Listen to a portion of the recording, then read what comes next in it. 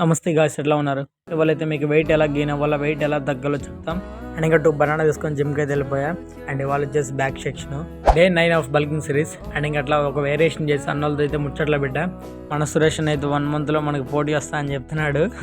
And ఇంకా అట్లా ఇవన్నలే మనకి ఫుల్ సపోర్ట్ అనమాట, యూట్యూబ్ కానీ ఇన్స్టాగ్రామ్ కానీ. అండ్ ఇంక ఎన్నలతో కలిసి వర్కౌట్ స్టార్ట్ చేసా. ఓకే, వెయిట్ లాస్ అవ్వాలంటే ముందు వచ్చి క్యాలరీ డెఫిషియెంట్లో ఉండాలా. ముందు జంక్ ఫుడ్ మొత్తం బంద్ చేసి పారేయండి. అండ్ నెక్స్ట్ వచ్చేసి మీరు డైలీ తినే ఫుడ్లో ఒక 300-400 క్యాలరీస్ తగ్గించదండి, అంటే ఒక 30% తగ్గించదండి.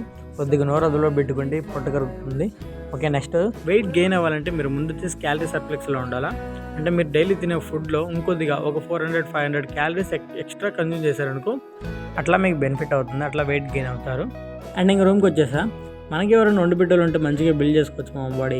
ఇంకా ఓట్ మీల్ తిని వర్క్ అయితే వెళ్ళిపోయా. సబ్స్క్రైబ్ చేసుకోండి మామ, నెక్స్ట్ వీడియో కలుస్తా.